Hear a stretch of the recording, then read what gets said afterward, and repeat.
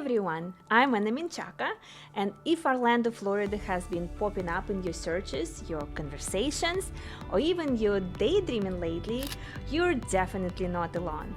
I talk to people every single week who are thinking about moving here. Some are relocating for work, some are remote professionals, some are families looking for better weather and opportunities, and some are just ready for a lifestyle that feels lighter. A lot of people come to Orlando on vacation and fall in love. And I get it, the sunshine, the energy, the fun, it is real.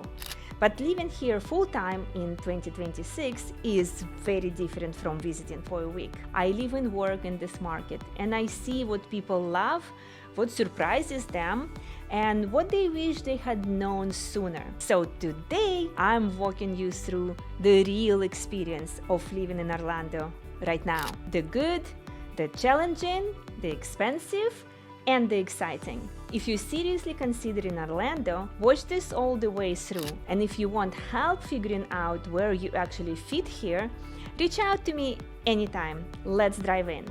Number 10. Why so many people are moving to Orlando right now? One of the first things I notice when I talk to new clients is how similar their stories are. Many are coming from high-cost states like New York, California, New Jersey, or Illinois. Others are moving internationally. Almost all of them say the same thing. They want opportunity without feeling suffocated by cost and stress. Orlando has grown a lot since 2020, and I have seen that growth firsthand. New communities, new employers, and new energy everywhere. What really draws people in is flexibility.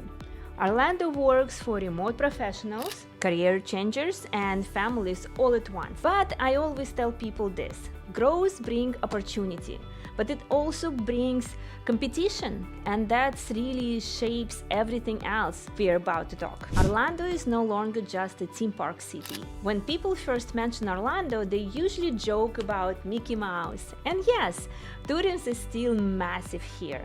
You feel it on the roads, in the restaurants, and during the peak seasons.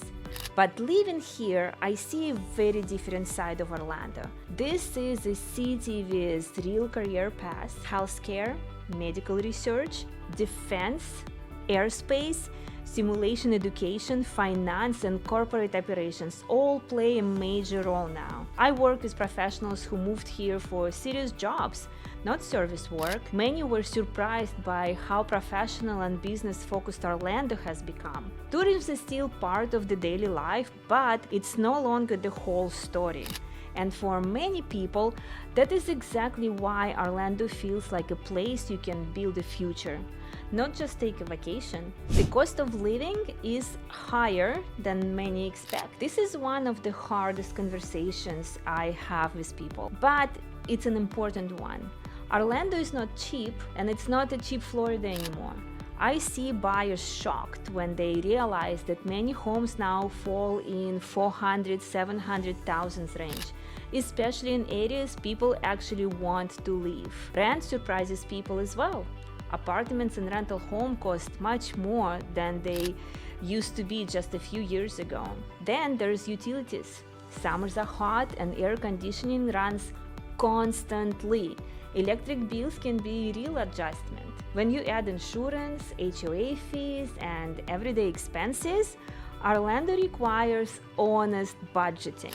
I always tell clients that Orlando feels affordable only when your income and lifestyle expectations are aligned. Traffic, community shape daily life. If there is one thing people underestimate about Orlando, is traffic. I drive these roads daily, and I can tell you that I-4 congestion is not occasional.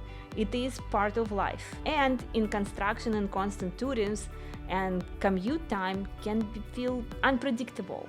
This is why I spend so much time helping people choose the right location. You kinda have to know how long it's gonna take from A to B. Orlando is car-dependent city, where you live in relation to where you work, where your kids go to school, and where you spend your weekends matters more than people realize. The clients who love Orlando usually plan their commute intentionally.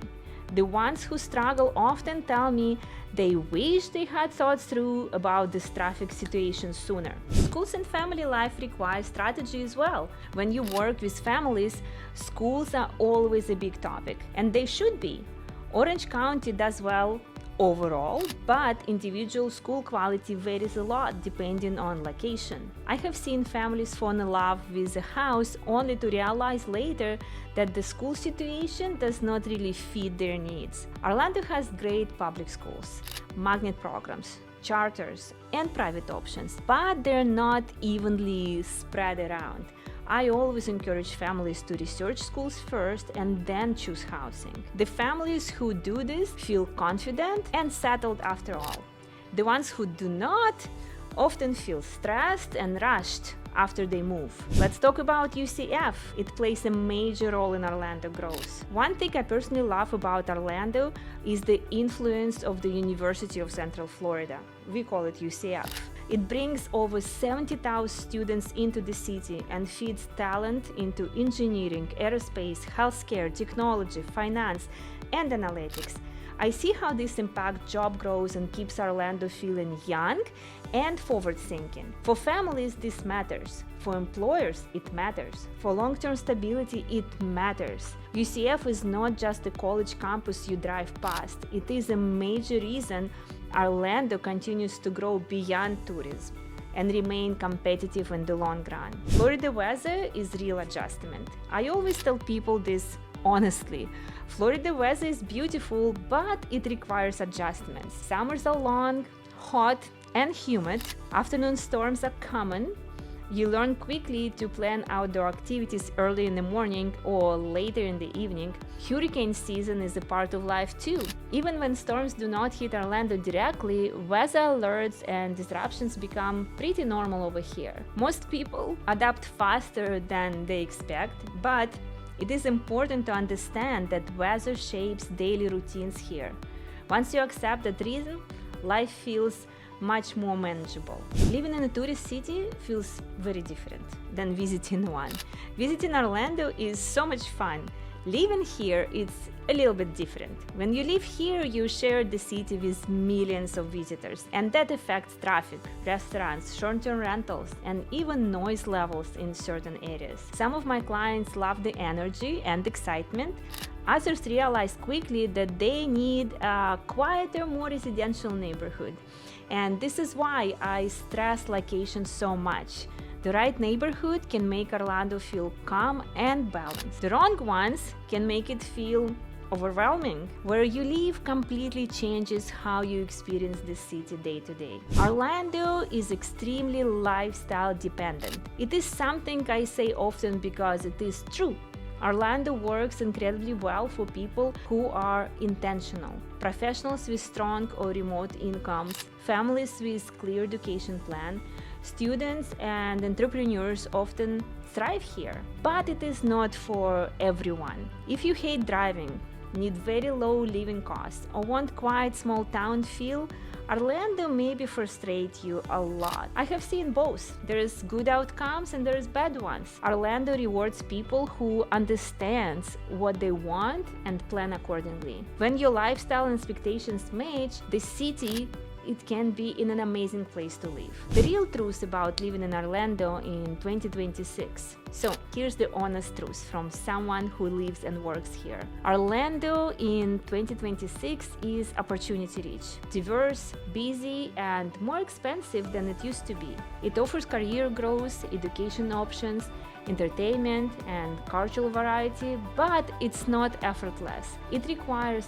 planning and ground commute, schools, budget, and lifestyle priorities. The people who love Orlando usually took time to understand how the city actually works. The ones who struggle often moved here with vacation expectations instead of real-life planning. Find your Orlando lifestyle zone. And one exercise I recommend to clients, simple but powerful. Take a map, circle where you will work, circle where you want to spend weekends, circle where daily life feels easiest. Where those circles overlap is your true Orlando lifestyle zone.